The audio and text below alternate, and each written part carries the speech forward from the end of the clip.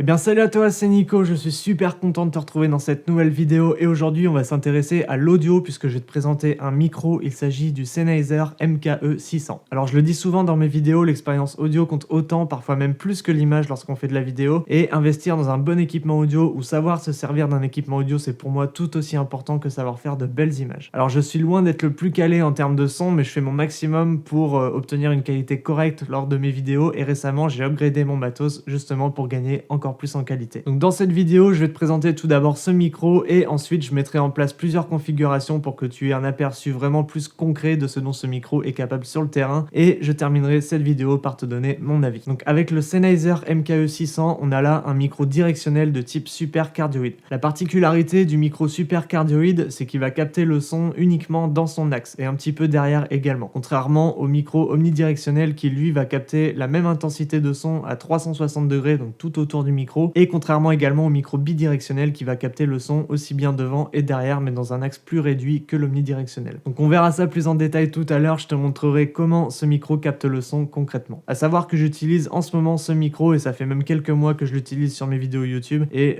personnellement j'ai constaté un réel changement comparé au micro Rode que j'ai utilisé jusqu'à présent. D'ailleurs d'ici quelques temps tu devrais voir arriver une autre vidéo sur la chaîne dans laquelle je compare plusieurs types de micros différents avec plusieurs configurations différentes également pour que tu te fasses un avis vraiment plus concret et que tu vois les différences qui existent entre les différents types de micros et surtout que tu puisses choisir celui qui correspond le mieux à tes besoins. Donc si jamais tu es intéressé pour regarder ce genre de vidéo, je t'invite à t'abonner évidemment à la chaîne et à activer la cloche afin d'être notifié dès que cette vidéo sortira. Allez, on passe à une petite présentation rapide. Le MKE600 mesure plus de 25 cm et il pèse 128 grammes. Alors il est quand même assez long et son alliage en métal le rend vraiment très solide, il fait pas cheap comme certains micros en plastique par exemple. Il fonctionne avec un câble XLR et peut être branché soit en 48 volts sur un boîtier fantôme sans les piles ou bien avec une pile LR6 qu'on vient placer à l'intérieur. Personnellement, moi c'est comme ça que je l'utilise et pour insérer la pile, il suffit de dévisser le micro et de venir l'insérer à l'intérieur. Donc dans la boîte, on retrouve également une bonnette anti-vent en mousse, un support avec des suspensions élastiques et un câble XLR femelle vers jack 3.5 TRS. Sur le dessus du micro, on retrouve l'interrupteur on-off, le voyant d'indication de batterie faible ainsi qu'un switch permettant de passer sur un filtre low cut. Ça, on va le tester dans quelques instants. Et enfin, devant et sur les côtés, on retrouve la membrane permettant de laisser passer le son. Donc on va commencer par faire toute une série de tests parce que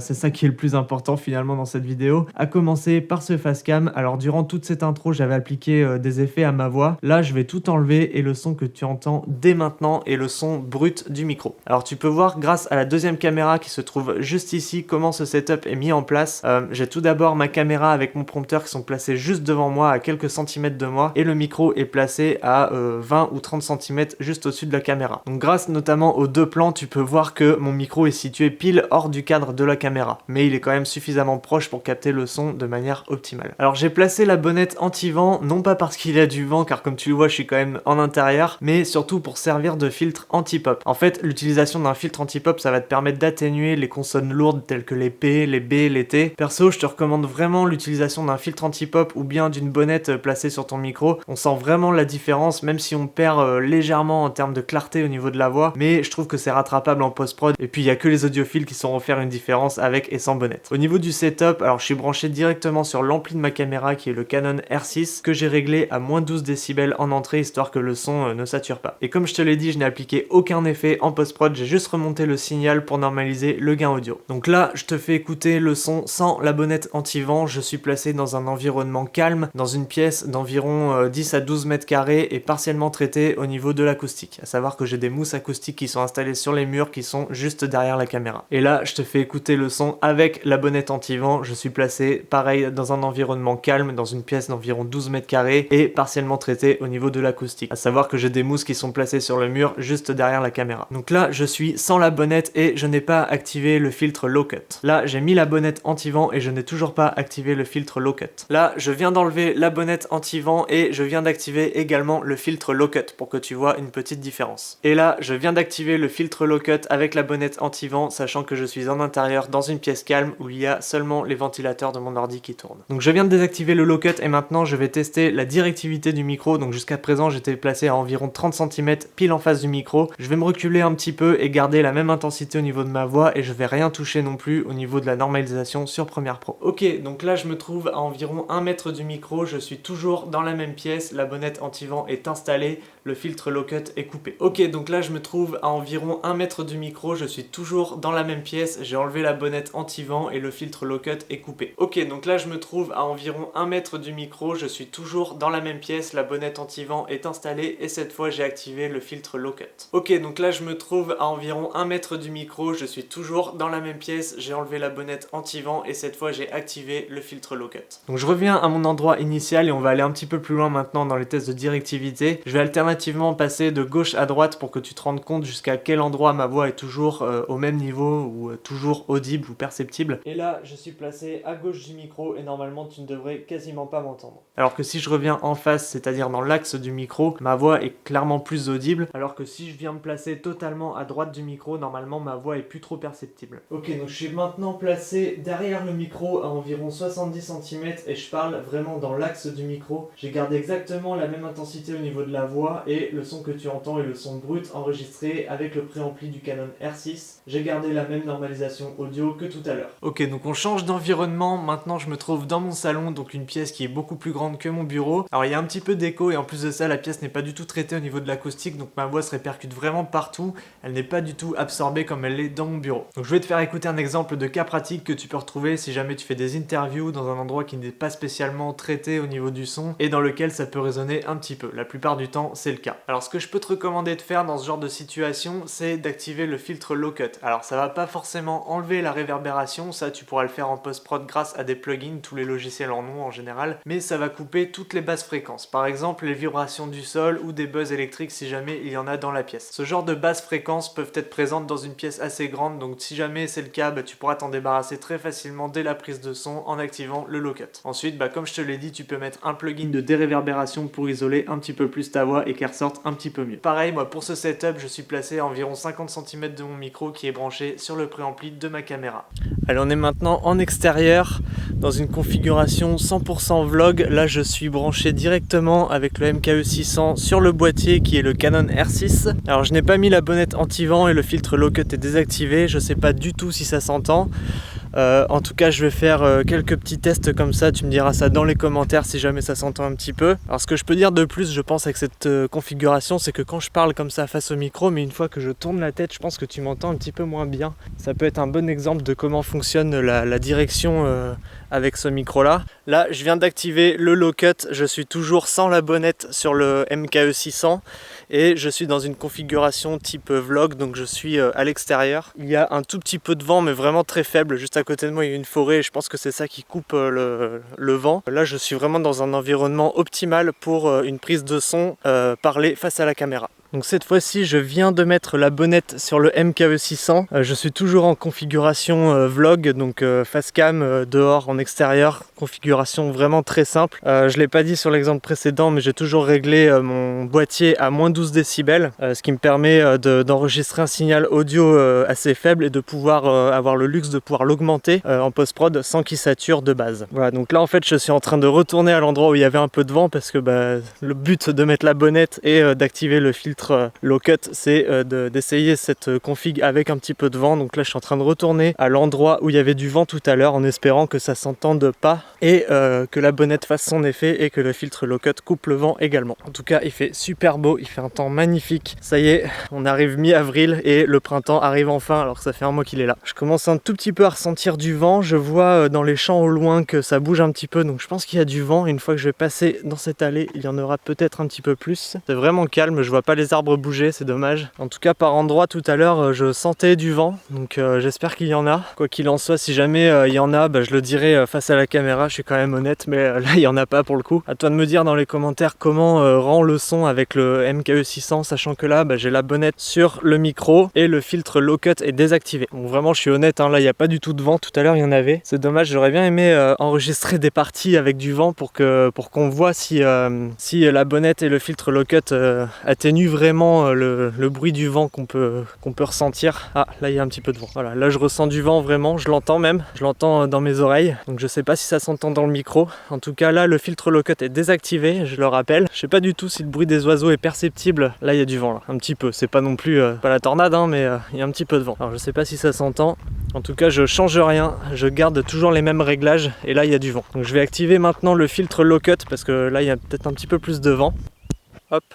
Donc tu viens d'avoir le switch en direct, le filtre low cut est maintenant activé. Il y a un petit peu de vent, je le ressens, je vois les champs un peu bouger là. Je sais pas si ça s'entend à la caméra, pareil, faudra que tu me dises ça dans les commentaires. Donc c'est normal, là je commence à être un peu plus en hauteur et le sens du vent n'est pas couvert par la forêt qui se trouve juste à côté de moi. Donc là je vais te montrer 4 exemples, je vais répéter la même phrase 4 fois avec 4 configurations différentes, donc avec la bonnette, sans la bonnette et avec et sans le filtre low cut activé. Ceci est un test du MKE 600, nous sommes en extérieur, il fait super beau. Ceci est un test du MKE 600, nous sommes en extérieur, il fait super beau. Ceci est un test du MKE 600, nous sommes en extérieur, il fait super beau. Ceci est un test du MKE 600, nous sommes en extérieur, il fait super beau. Donc là je viens de remettre la bonnette et le filtre low cut est activé. En tout cas j'utilise ce micro depuis à peu près 2 mois maintenant et je l'ai déjà utilisé en extérieur et franchement je trouve que le filtre low cut fonctionne très bien. Pareil pour la bonnette, je trouve qu'elle fonctionne vraiment super bien, ça atténue pas mal le vent et les bruits parasites également. Là autour de moi il y a des oiseaux qui chantent, donc je sais pas du tout si ça s'entend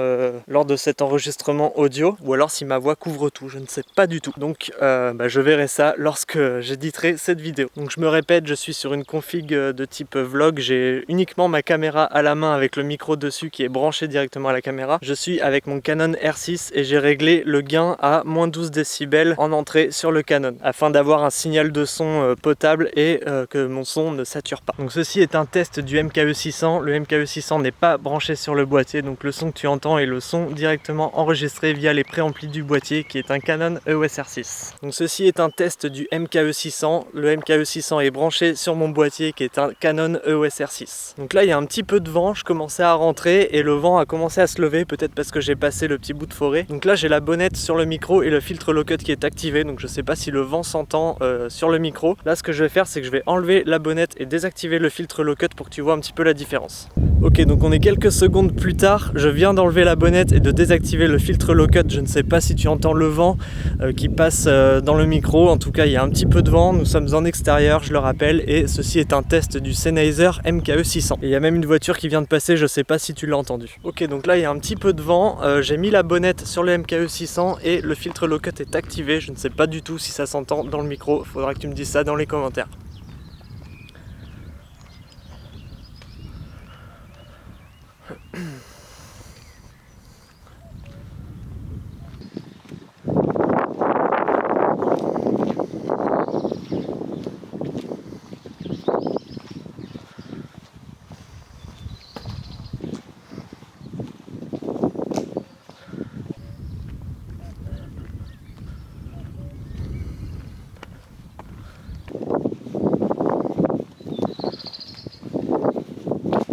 Ok, de retour dans mon bureau avec un invité surprise qui fait sa toilette et cette fois je vais te montrer quelques différences selon l'interface que tu peux utiliser. Donc jusqu'à présent j'avais branché mon micro directement sur le boîtier à l'aide d'une prise jack, mais je vais te faire écouter maintenant le son du micro branché sur un enregistreur externe. Donc pour une interview par exemple, c'est vraiment le setup idéal. Les enregistreurs tels que celui-ci possèdent un ampli de meilleure qualité que ceux qu'on retrouve dans les boîtiers de caméra. Donc je vais te faire écouter quelques exemples. Donc là j'utilise le Zoom H6, je suis branché sur la sortie numéro 1, j'ai réglé mon gain audio à 5/10 et j'ai désactivé le pad sur le zoom. Je n'utilise pas la bonnette anti-vent et le filtre low cut est désactivé. Cette fois-ci, j'ai placé la bonnette anti-vent, je suis toujours sur le Zoom H6, le chat est ici et le filtre low cut est désactivé toujours. Et enfin, voici un exemple de rendu audio avec le Sennheiser MKE 600 branché sur le Zoom H6 avec la bonnette anti-vent présente et le filtre low cut activé. Donc dernière configuration que j'ai à te proposer, c'est d'utiliser une interface audio, donc directement connectée à ton ordinateur. Il existe des centaines de modèles différents bien sûr. Celle que j'utilise qui est juste ici, c'est la Behringer UMC 404 HD avec 4 entrées XLR et donc 4 entrées jack aussi. Et le son que tu entends en ce moment provient du MKE 600 branché directement sur la carte son qui est une Behringer UMC 404. J'ai réglé le gain à 1/4 qui est vraiment très faible et comme tu peux le voir, le micro est vraiment placé au bord de ma bouche, donc configuration de type voix off podcast, et j'enregistre le tout sur le logiciel Cubase qui est un logiciel spécialement créé pour les musiciens. En termes termes de post-prod, j'ai simplement exporté la piste en Wave et importé tout ça sur Premiere Pro et je n'ai apporté aucune correction sur Premiere Pro. Et bien sûr, je n'ai appliqué aucun effet sur ma voix, ni sur Cubase, ni sur Premiere Pro. Voilà, bon, la dernière configuration n'est peut-être pas la plus simple à mettre en place, ni même la plus rapide, mais pour un podcast à distance ou de la voix off, pour un court-métrage par exemple, le MKE 600 pourra faire le taf sans aucun problème. Voilà, j'espère avoir fait suffisamment de tests différents pour que tu te rendes compte des configurations qu'on peut mettre en place avec ce micro. La vidéo de comparaison arrivera bientôt, ça demande beaucoup de boulot comme tu peux t'en douter, mais pas de panique, ça arrive d'ici quelques jours ou quelques semaines. L'avantage d'un boom mic aussi, c'est qu'on peut utiliser en prise de son direct lors d'un tournage. Je l'ai déjà utilisé, il suffit de le mettre sur un monopode ou une perche de micro et de l'orienter en direction des comédiens. De cette manière, tu auras un son vraiment clean et de qualité pour un budget quand même relativement réduit. Et la transition est toute trouvée car on va parler du prix. Alors, à l'heure où je tourne cette vidéo, en ce moment, il est à 269 € sur Mist Numérique, mais normalement, il est à 299 €. Et franchement, pour ce prix-là, je m'attendais pas à une telle qualité de son. La voix, je la trouve vraiment claire et bien définie et franchement, ça fait plaisir de sortir un son comme ça avec un micro, on va dire, d'entrée milieu de gamme. J'aime beaucoup aussi la possibilité de pouvoir switcher afin d'activer ou désactiver le low-cut. La plupart des micros n'ont pas cette fonctionnalité et puis le fait qu'il soit super cardioïde permet d'obtenir un son quasiment parfait à condition d'orienter le micro correctement. Alors en termes d'utilisation, comme je l'ai dit, on peut quasiment tout faire avec. Ça peut être de l'interview, ça peut être du fast cam comme je fais en ce moment, du vlog, du podcast, du court-métrage, de la voix off. Enfin bref, c'est vraiment un vrai couteau suisse, la qualité est là et je peux que te le recommander si jamais tu cherches à améliorer tes qualités audio sur tes prods. Si jamais ce produit t'intéresse, tu commences à connaître la chanson, j'ai un lien affilié qui se trouve dans la description, c'est un lien Mist Numérique. Tu passes par ce lien pour payer ta commande et un petit pourcentage me sera reversé en contrepartie, tu n'auras rien à payer en plus et ça soutiendra directement mon travail sur cette chaîne YouTube. Il y a une autre forme de soutien par contre et ça c'est entièrement gratuit, ce sont les boutons j'aime et s'abonner, tu sais où ils sont, je te laisse cliquer dessus si c'est pas déjà fait et moi je te dis à très bientôt dans une nouvelle vidéo, porte-toi bien, ciao.